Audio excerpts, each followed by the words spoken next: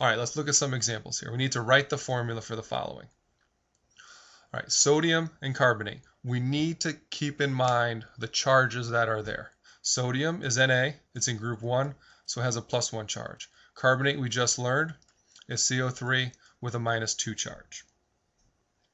Since the charges are different, we need to do the switcheroo.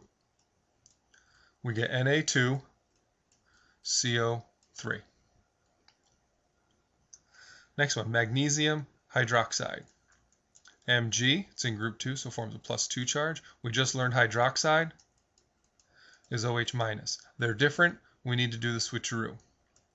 We get Mg, OH, we put the 2 there.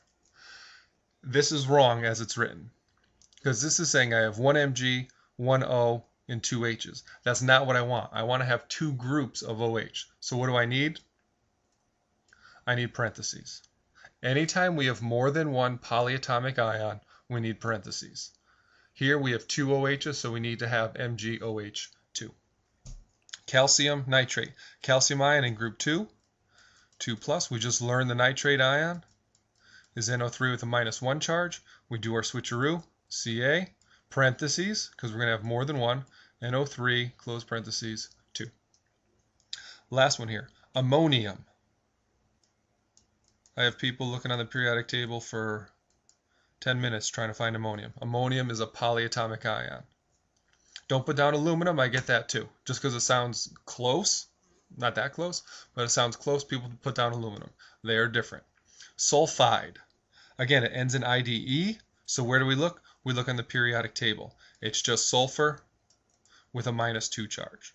Now we can do our switcheroo. The 2 comes inside, a 1 to the outside.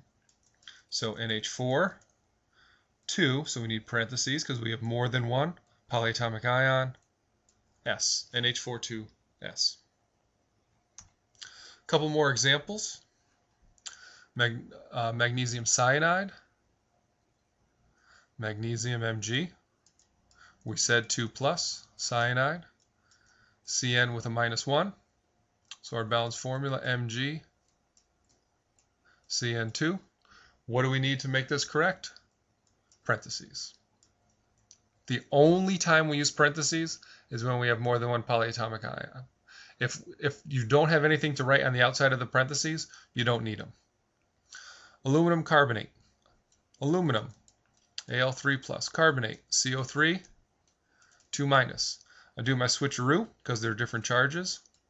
Al2, CO3, 3, so I need parentheses. Ammonium chloride. Ammonium, said, was NH4 with a +1 charge. Chloride, Cl with a -1. Again, it ends in IDE, so we look on the periodic table. Since the charges are equal, we just write NH4, Cl. No parentheses. Calcium phosphate. Calcium, Ca2+, phosphate, polyatomic, PO4 3-. We do the old switcheroo because they're different charges. Ca3, PO4, parentheses, 2. Last one, lithium sulfate. Lithium, Li with a +1 charge because it's in group 1. Sulfate ends in ATE, so it's one of those polyatomics. SO4 2-. Different charges, so we do the switcheroo. Li2, SO4. All right, we'll be naming, and you're expected to know these names inside and out. Very simple.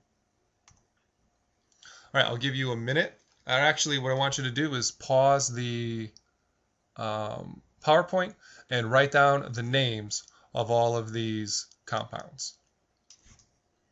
Do this now.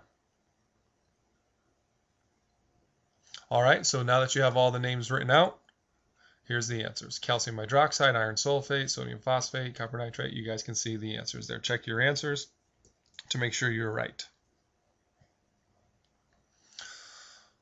All right, we have another group. Again, pause the PowerPoint.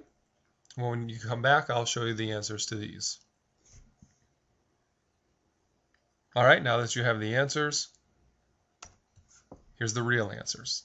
Again, a couple little things. Remember If it's just the element, like in the last two here, we have just a P, so this is phosphide. We have PO4, so it's phosphate. And don't forget, only use parentheses when we have more than one polyatomic ion. So here we have two OHs, so we need the parentheses. If we didn't have the parentheses there, we'd have one ZN, one O, and two H's, which is not what we want. All right, the transition metals, the ones in the middle there. There's no easy way to tell the charge, right? Like in group 1 elements, the alkali metals, they're all +1. Group 2 is all +2. But once you get into the transition metals, they don't have a definite pattern. There's a couple that are always the same. Here, silver, Ag, is always +1. Zinc is always +2. Cadmium is always +2.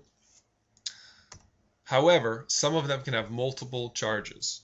When we talk about these ions forming, what's going on is they're either gaining or losing electrons. And in our case, since we're talking about the transition metals, they're always going to be losing the electrons. So here we have copper is Cu. It can form either +1 or +2. Iron, +2 or +3. Lead and tin are +2 and +4. Mercury, +1 and +2. These are just a couple of them. It's not limited to that. Iron can also form +5 and +6. We have some of them like manganese, which can basically do anything from +1 to +7. So there's a whole bunch of different ions in there. How do we tell them apart? Well, let's look at our example. We have copper oxide and copper oxide, except this has a Roman numeral 1 in the middle. Our second example has a Roman numeral 2 in the middle. What that is telling you is the charge on the copper. It does not tell you how many coppers are there or how many oxygens are there. All that it tells you is the charge of the copper. Copper 1 is copper +1. Oxide is always O with a -2 charge. We do the switcheroo, we get Cu2O. Here, copper 2, that means copper with a +2 charge, oxygen -2, just CuO. These two chemicals have different chemical and physical properties because they have different formulas. So we need to differentiate them, and the way that we do that in the name is by using Roman numerals.